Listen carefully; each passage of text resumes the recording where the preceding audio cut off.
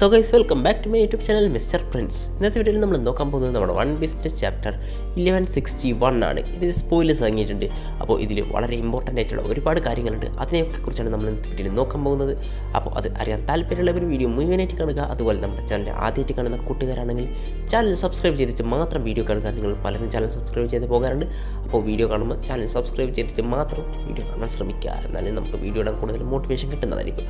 അപ്പോൾ ഞാൻ നിങ്ങൾ പറഞ്ഞു വരപ്പിക്കുന്നില്ല, നമുക്ക് നേരിട്ട് തന്നെ വീഡിയോയിലേക്ക് പോയേക്കാം. ചാപ്റ്ററിൻ്റെ ടൈറ്റിൽ വരുന്നത് ഇങ്ങനെയാണ്: A poem of love bond aimed A reign of Eros. ഇത് കാണാനൊരു പോയം പോലെ ഉണ്ടെങ്കിലും എന്താണ് ഉദ്ദേശിച്ചതെന്ന് എനിക്ക് മനസ്സിലായിട്ടില്ല. നിങ്ങൾക്ക് നിങ്ങൾ മനസ്സിലായിട്ടുണ്ടെങ്കിൽ നിങ്ങൾ കമൻറ്റ് ചെയ്യുക. പിന്നെ നമ്മുടെ കവർ സ്റ്റോറിയിൽ നോക്കുകയാണെങ്കിൽ നമ്മുടെ യാമട്ടോൻ്റെ അത് തന്നെയാണ് ഇപ്പോഴും കാണിച്ചുകൊണ്ടിരിക്കുന്നത്. അതുപോലെ തന്നെ നമ്മുടെ സ്ട്രോ ഹാറ്റ്സിനെ കാണിക്കുന്നുണ്ട്. പിന്നെ നമ്മൾ മെയിൻ സ്റ്റോറിയിലേക്ക് നോക്കുകയാണെങ്കിൽ ഒരു ഹോളി നൈറ്റ് വുമൺ നമ്മളെ ഡ്രാഗനെ അറ്റാക്ക് ചെയ്യുന്നുണ്ട് ഒരു ബീം ഉപയോഗിച്ചിട്ട്. അപ്പോൾ നമ്മൾ കഴിഞ്ഞ ചാപ്റ്ററിൽ കണ്ട പുതിയ ഹോളി നൈറ്റ് വുമണിൻ്റെ ഡെവിൾ ഫ്രൂട്ട് പവർ ഈ ചാപ്റ്ററിൽ റിവീൽ ആകുന്നുണ്ട്. പേരെന്താണെന്നൊന്നും റിവീൽ ചെയ്തിട്ടില്ല. ആ വുമൺ നമ്മുടെ ഡ്രാഗനെ അറ്റാക്ക് ചെയ്യുന്നുണ്ട്. എനിക്ക് തോന്നുന്നത് ഡ്രാഗൻ ഈ ടൈമിലായിരിക്കും നമ്മുടെ ഷെമറോക്കിനെ ഡ്രാഗൻ്റെ കയ്യിൽ നിന്ന് നഷ്ടപ്പെടുന്നത്. കാരണം ഡ്രാഗൻ ഈ ടൈമിൽ അത്ര സ്ട്രോങ് ഒന്നുമില്ലെന്നുള്ള കാര്യം നമുക്കറിയാം. ചിലപ്പോൾ ഈ ഒരു അറ്റാക്കിൽ നമ്മുടെ ഡ്രാഗന് നല്ല രീതിക്ക് ഇഞ്ചുറി പറ്റുന്നുണ്ടാവാം.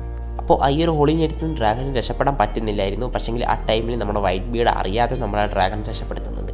ഒരു പക്ഷേ ഈ ഫൈറ്റിൻ്റെ ഇടയിൽ നമ്മുടെ വൈറ്റ് ബീഡിൻ്റെ മുന്നിലായിരിക്കും നമ്മുടെ ഡ്രാഗൻ പോയി പെട്ടിട്ടുണ്ടാവുക. ഒരു പക്ഷേ ആ ടൈമിൽ നമ്മുടെ വൈറ്റ് ബീഡ് ഈ ഹോളി നൈറ്റിനെ അറ്റാക്ക് ചെയ്തിട്ടുണ്ടാവും. എന്താണെന്ന് വെച്ചാൽ നമ്മുടെ വൈറ്റ് ബീഡിൻ്റെ എനിമിയാണ് ഈ ഹോളി നൈറ്റ്. ഒരു പക്ഷേ വൈറ്റ് ബീഡ് വിചാരിച്ചിട്ടുണ്ടാവും വൈറ്റ് ബീഡിനെ അറ്റാക്ക് ചെയ്യാൻ വരുന്നതാണെന്ന്. അങ്ങനെയായിരിക്കും നമ്മുടെ വൈറ്റ് ബീഡ് ഡ്രാഗനെ അറിയാതെ സേവ് ചെയ്യുന്നത്.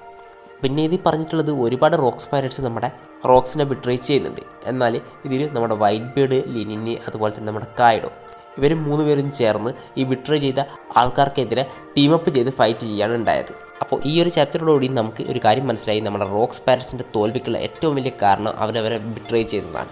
നമ്മൾ വിചാരിച്ചത് കൈഡോവും ബിഗ് മാമും വൈറ്റ് ബീഡും ഒക്കെ നമ്മുടെ റോക്സിനെ ബിട്രേ ചെയ്യൂ എന്നാണ്. പക്ഷേ ഇവർ 3 പേരും നമ്മുടെ റോക്സിനെ ബിട്രേ ചെയ്യുന്നില്ല. അതിവിടെ കൃത്യമായിട്ട് പറയുന്നുണ്ട്. ഇവർ ചെയ്തത് എന്താണെന്ന് വെച്ചാൽ നമ്മുടെ ബിട്രേ ചെയ്ത പൈരറ്റ്സിനെതിരെ ഫൈറ്റ് ചെയ്യാണ് ചെയ്തത്. അതുകൊണ്ട് തന്നെ ഇവർക്ക് 3 പേർക്കും നമ്മുടെ റോക്സിനെ പ്രൊട്ടക്റ്റ് ചെയ്യാൻ പറ്റിയിട്ടുണ്ടാവില്ല. കാരണം അവരവരുടെ കാര്യത്തിൽ ബിസി ആയിരുന്നു. അതും പോരാഞ്ഞിട്ട് ഇവർക്ക് ഫൈറ്റ് ചെയ്യാനുള്ള ഓപ്പണൻസും വളരെ സ്ട്രോങ് ആയിട്ടുള്ളവർ തന്നെയാണ്. പിന്നെ നമ്മുടെ ഗാർപ്പും ബിഗ് മാമും തമ്മിലൊരു ഫൈറ്റ് നടക്കുന്നുണ്ട്. ഗാർപ്പ് ഇവരെയൊക്കെ അറ്റാക്ക് ചെയ്യും. ആ ടൈമിൽ ലെനിനായിക്കോട്ടെ അവരുടെ ഫയർ ബേസ് അറ്റാക്ക് നമ്മുടെ ഗാർപ്പിനെതിരെ ചെയ്യും. പക്ഷേ അത് ഗാർപ്പിനെതിരെ ആയതുകൊണ്ട് അത് യൂസ്ലെസ് ആണ് എന്നാണ് ഇത് പറഞ്ഞിട്ടുള്ളത്. അതെന്താണെന്നൊന്നും പറയുന്നില്ല. നമുക്കറിയാം ഗാർപ്പ് വളരെ സ്ട്രോങ് ആണ്. അതുകൊണ്ട് ലെനിൻ്റെ ഒരു അറ്റാക്കൊന്നും നമ്മുടെ ഗാർപ്പിനെ ഏശാൻ പോകുന്നില്ല. അതുകൊണ്ട് തന്നെ എനിക്കും അങ്ങനെ പറഞ്ഞിട്ടുണ്ട്. ഇതിലൂടെ നമുക്ക് ഗാർപ്പിൻ്റെ പവർ എത്രമാത്രമാണെന്ന് ഇവിടെ കാണിച്ചു തരുന്നുണ്ട്. പക്ഷേ ഇവിടെ നമ്മൾ വിചാരിച്ചതുപോലെ വലിയൊരു ഫൈറ്റൊന്നും നടക്കുന്നില്ല. എന്താണെന്ന് വെച്ചാൽ നമ്മുടെ വൈറ്റ് ബീഡും കായിഡോവും ബിഗ് മാമും ഒക്കെ നമ്മുടെ ഗാർപ്പിനെ കണ്ടതും അവിടെ നിന്ന് ഓടിപ്പോകും. കാരണം മറ്റൊന്നുമല്ല, അവർ പേടിച്ചിട്ടൊന്നുമല്ല ഓടുന്നത്. കായിഡോ പറഞ്ഞിട്ടുണ്ടെങ്കിൽ നമ്മുടെ ഗാർപ്പുമായിട്ട് ഫൈറ്റ് ചെയ്യണമെന്നും ആഗ്രഹമാണ്. പക്ഷേ ഇവർ ഓടാൻ കാരണം ഇവർക്ക് ഇവരുടേതായിട്ടുള്ള കുറച്ച് കാര്യങ്ങൾ അവിടെ ചെയ്യാനുണ്ട്. നമ്മുടെ ഗാർപ്പുമായിട്ട് ഇപ്പോൾ ഫൈറ്റ് ചെയ്യാൻ ടൈമില്ല. അതുകൊണ്ടാണ് ഇവർ അവിടെ നിന്ന് ഓടാൻ കാരണം. പിന്നെ നമ്മുടെ റോജർ പൈരറ്റ്സും അതുപോലെ തന്നെ നമ്മുടെ റോക്സ് പൈരറ്റ്സും ഗോഡ് വാലി സിറ്റിയിൽ മീറ്റ് ചെയ്യാൻ പോവുകയാണ്. ഇപ്പോൾ ഇവരെല്ലാവരും ഏകദേശം അടുത്തെത്തിയിട്ടുണ്ട്. അതിൽ നമ്മുടെ വൈറ്റ് ബീഡ്, ബിഗ് മാമു, ഷീക്കി, കായിഡോ ഇവരെല്ലാം തന്നെ അവിടെ ഉണ്ട്. അപ്പോൾ അടുത്ത ചാപ്റ്ററിൽ ഒരു പക്ഷേ നമ്മുടെ റോജർ പൈരറ്റ്സും റോക്സ് പൈരറ്റ്സും തമ്മിലുള്ള ഒരു ഫൈറ്റ് നമുക്ക് കാണാൻ കഴിഞ്ഞേക്കും. അപ്പോൾ ആ സിറ്റീൻ്റെ അവസ്ഥ എന്താവും നിങ്ങളൊന്ന് ആലോചിച്ച് നോക്കിയാൽ മാത്രം നിങ്ങൾക്ക് മനസ്സിലാവും. അതേസമയം തന്നെ നമ്മുടെ ഷാക്കി എങ്ങനെയല്ലോ അവിടെ നിന്ന് രക്ഷപ്പെട്ട് പോകുന്നുണ്ട്. പക്ഷേ ഇങ്ങനെ സമേഴ്സ് കാണും. അത് എൻ്റെ സമേഴ്സ് ഏകദേശം നമ്മുടെ ഷാക്കിനെ കൊല്ലാനാക്കി കളയും. ആ ടൈമിലാണ് നമ്മുടെ റെയിലി അവിടത്തേക്ക് വരുന്നതും നമ്മുടെ സമേഴ്സിനെ 1 ഷോട്ട് ചെയ്ത് കളയുന്നത്. അപ്പോൾ ആ ടൈമിൽ തന്നെ നമ്മുടെ ഷാക്കി ആയിക്കോട്ടെ നമ്മുടെ സമേഴ്സിന് വേണ്ടി ദിവാന ഹോക്കെ എന്ന് വേണ്ടേ നമുക്ക് പറയാം. അത് കണ്ട് ഗബാനും റോജറും അവിടെ നിന്ന് കരയും. കാരണം അവർക്കുണ്ടല്ലോ നമ്മുടെ ഷാക്കിനെ സ്വന്താക്കണം എന്നുള്ള ആഗ്രഹം. പക്ഷേങ്കിലും നമ്മുടെ റെയിലി അവിടെ സ്കോർ ചെയ്തു. അപ്പോൾ ഇത്തരം കാര്യങ്ങളാണ് നമ്മുടെ ചാപ്റ്റർ 1161ൻ്റെ സ്പോയിലേഴ്സിലുള്ളത്.